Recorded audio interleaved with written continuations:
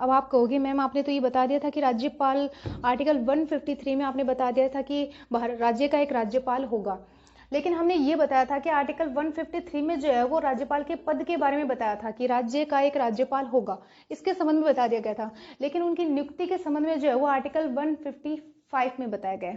ठीक है, अनुच्छेद 155 में राज्यपाल की नियुक्ति के संबंध में प्रावधान किया गया है, लेकिन आर्टिकल 153 जो आता है इसमें उनके पद के बारे में बताया गया है। ठीक है, कंफ्यूजन क्रिएट करेगा, में बताया गया है।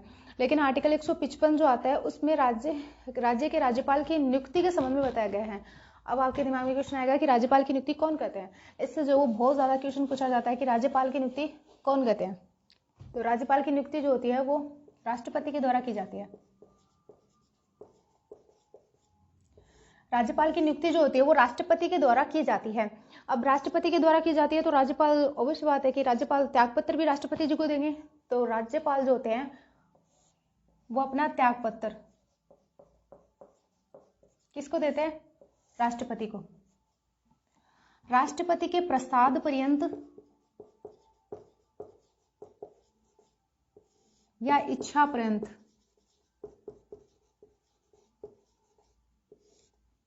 राष्ट्रपति जो होते हैं, राष्ट्रपति के प्रसाद पर्यंत या इनके इच्छा पर्यंत जो है वो राज्यपाल अपने पद पर बने रहते हैं। राज्यपाल की नियुक्ति जो होती है वो कौन करते हैं, राज्यपाल की नियुक्ति जो होती है वो राष्ट्रपति करते हैं। तो फिर राज्यपाल अपना त्यागपत्र किसे देंगे, राष्ट्रपति को देंगे। जब राज्यपाल की नियुक्ति राष्ट्रपति के द्वारा की जा रही है तो वो किनके प्रसाद पर्यंत या इच्छा पर्यंत रहेंगे, तो राष्ट्रपति के प्रसाद पर्यंत या इच्छा पर्यंत होंगे।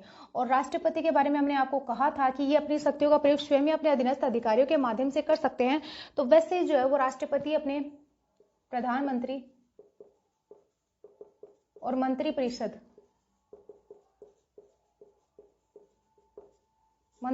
के परामर्श से जो है वो राज्यपाल की नियुक्ति करते हैं, परामर्श से।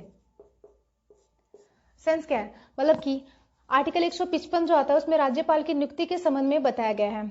राज्यपाल की नियुक्ति जो होती है वो राष्ट्रपति के द्वारा की जाती है। तो राज्यपाल अपने पद से हटने के लिए या पद से छोड़ने के लिए जो त्यागपत्र जो होता है वो राष्ट्रपति को देता है। अब नियुक्ति राष्ट्रपति के द्वारा की जाती है तो राष्ट्रपति के प्रसाद पर्यंत या इच्छा पर्यंत ही राज्यपाल जो है वो अपने पद पे बना रहते हैं।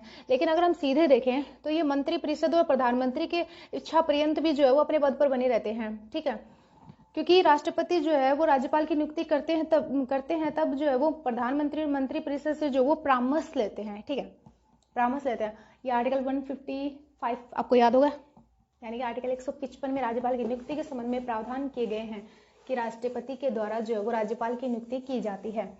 अब हम नेक्स्ट देखते हैं आर्टिकल 156, यानी कि अनुच्छेद 156 में क्या बताया गया है।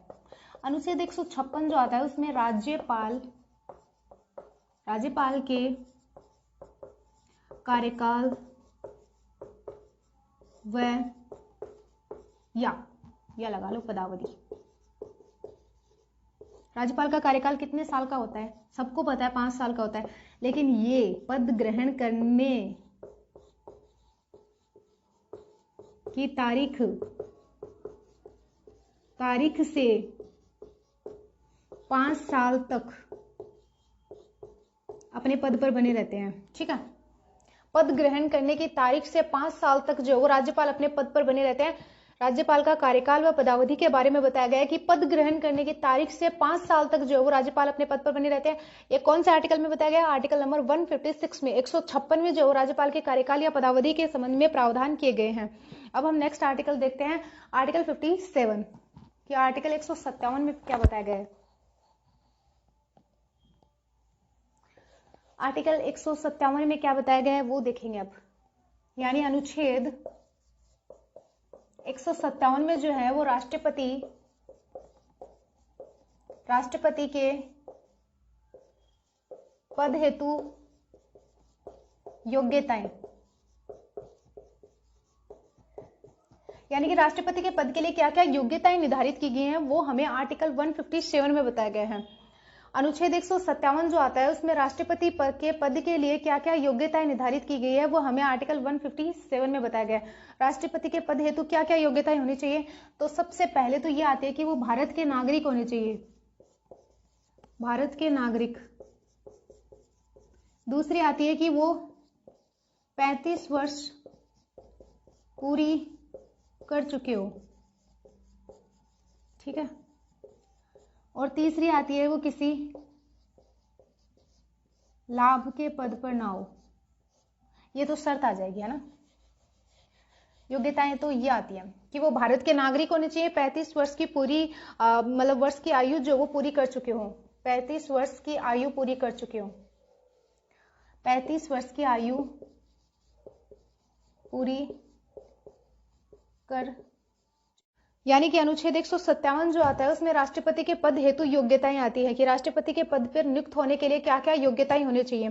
तो प्रथम आती है कि भारत के नागरिक होने चाहिए, 35 वर्ष की आयु पूरी कर लेनी चाहिए, 35 वर्ष, ये एज वाला जो कॉन्सेप्ट जो आता है वो हर पेपर में या हर एग्जाम में जो वो पूछा जाता है। जैसे राष्ट्रपति को जो वो राष्ट्रपति के चुनाव लड़ने के लिए जो वो 35 इयर्स पूरी कर लेनी चाहिए, वैसे ही जो वो राज्यपाल को 35 इयर्स पूरी कर लेनी चाहिए। वो हमें जो वो आर्टिकल 157 में बताया गया है कि राज्यपाल के पद के लिए क्या क्या योग्यताएं जो आती है वो हमें आर्टिकल 157 में बताया गया है। याद रखना आप कि अनुच्छेद 157 जो आता है उसमें राष्ट्रपति के पद हेतु योग्यताओं के संबंध में प्रावधान किया गया है। उसमें यह कहा गया है कि वो भारत के नागरिक होने चाहिए और 35 इयर्स पूरी कर लेनी चाहिए, ठीक है। ये हमने पढ़ लिया आर्टिकल 155, 156, 157। अब हम नेक्स्ट आर्टिकल देखेंगे, आर्टिकल 158। क्या आर्टिकल 158 के संबंध में क्या प्रावधान किया गया ये आपने को बता दिया। अनुच्छेद 155 में राज्यपाल की नियुक्ति कौन करते हैं? राष्ट्रपति जी करते हैं। नेक्स्ट आर्टिकल आता है आर्टिकल 158। आर्टिकल 158 जो आता है उसमें राज्यपाल के पद हेतु शर्तें, कि कौन कौन सी शर्तें आती हैं राष्ट्रपति के पद के लिए, ठीक है। आर्टिकल 158 में बताया गया है कि राष्ट्रपति के पद के लिए जो वो कौन कौन सी शर्तें आती हैं उसके संबंध में जो है वो बातें हमें आर्टिकल 158 में देखने को मिलती हैं। आर्टिकल 158 जो है वो राष्ट्रपति के वेतन के संबंध में भी हमें जो है वो कुछ बातें बताते हैं, यानी कि राष्ट्रपति के वेतन के संबंध में जो प्रावधान जो है वो आर्टिकल 158 में ही दिए गए हैं। आर्टिकल 158 में राष्ट्रपति निकल रहा है मुझसे, राज्यपाल, आर्टिकल 158 में राज्यपाल के पद हेतु शर्तें, कि राज्यपाल के पद के लिए क्या क्या शर्तें जो होती है वो आर्टिकल 158 में दी गई है। राज्यपाल के पद हेतु जो शर्तें जो होती है वो ये होती है कि एक तो ये होती है कि वो लाभ के पद पे नहीं होना चाहिए,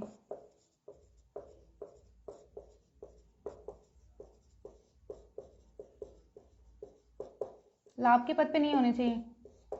दूसरा ये आता है कि राज्यपाल के पद हेतु शर्तों में लाभ के पद पे नहीं होने चाहिए और संसद के दोनों सदन, अब दोनों सदन मीन्स लोकसभा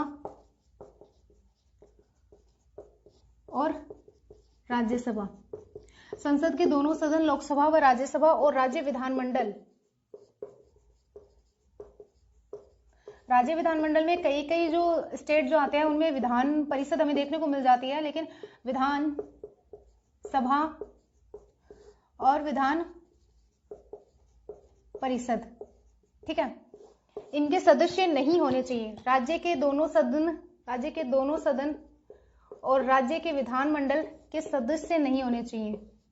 कौन? राज्यपाल, सदस्य नहीं होने चाहिए, ठीक है। ये बहुत ज्यादा कंफ्यूजन क्रिएट करता है, लेकिन आप ध्यान से देख लो। अनुच्छेद 158 में राज्यपाल के पद हेतु शर्तों के बारे में बताया गया है। उसमें पहले देखेंगे तो लाभ के पद पर नहीं होने चाहिए, यही राष्ट्रपति के लिए किया गया है। संसद के दोनों सदन लोकसभा और राज्यसभा, राज्य के विधानमंडल, विधानसभा और विधान परिषद के सदस्य नहीं होने चाहिए राज्यपाल, ठीक है। अब नेक्स्ट जो आती है वो हमारे आर्टिकल 159। आर्टिकल 159 में जो है वो राज्यपाल के शपथ के संबंध में प्रावधान किया गया है। आर्टिकल 159 जो आता है उसमें राज्यपाल के पद के लिए शपथ, अब राज्यपाल के पद के लिए शपथ कौन दिलाते हैं? तो उच्च न्यायालय, हाईकोर्ट के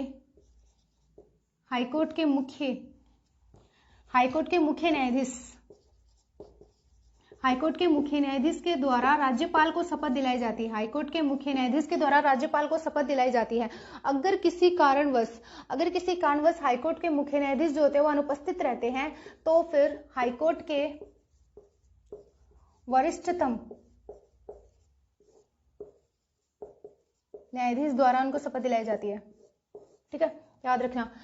आर्टिकल 159 में राज्यपाल के पद के लिए शपथ आती है, जिसमें कि हाईकोर्ट के मुख्य न्यायाधीश के द्वारा उनको शपथ दिलाई जाती है। लेकिन हाईकोर्ट के मुख्य न्यायाधीश अनुपस्थित रहते हैं, वो नहीं आ पाते हैं शपथ दिलाने के लिए, तो फिर जो है वो हाईकोर्ट के वरिष्ठतम न्यायाधीश के समक्ष जो है वो राज्यपाल के द्वारा शपथ ली जाती है।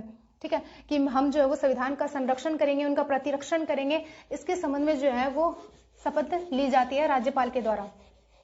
ठीक है, आर्टिकल 159 जो आता है उसमें राज्यपाल के पद हेतु शर्तों के शपथ, राज्यपाल को पद के लिए शपथ कौन दिलाएंगे? तो हाईकोर्ट के जो मुख्य न्यायाधीश जो आते हैं वो राज्यपाल को शपथ दिलाते हैं। लेकिन अगर हाईकोर्ट के मुख्य न्यायाधीश नहीं होते हैं तो हाईकोर्ट के जो वरिष्ठतम न्यायाधीश जो होते हैं उनके द्वारा राज्यपाल को शपथ दिलाई जाती है। अब हम नेक्स्ट आर्टिकल देखते हैं। ये हमारे पूरे मतलब राज्यपाल से संबंधित जितने भी इंपॉर्टेंट आर्टिकल्स हैं वो पूरे हो चुके हैं। अब हम जो है वो ये देखेंगे कि फटाफट से जो है वो सारे आर्टिकल्स का क्विक रिवीजन कर लेते हैं कि आपको एग्जाम हॉल में पेपर में देखते ही जो है वो आपको पता चल जाए कि कौन से आर्टिकल में क्या दिया गया है। चलो, अनुच्छेद 153 जो आता है उसमें राज्यपाल, आप यहां से समझ लेना कि राज्यपाल राज्यपाल के पद के संबंध में प्रावधान किया गया है। अनुच्छेद 154 जो आता है उसमें राज्यपाल की शक्तियों के संबंध में प्रावधान किया गया है। अनुच्छेद 155 जो आता है उसमें राज्यपाल की नियुक्ति के संबंध में प्रावधान किया गया है।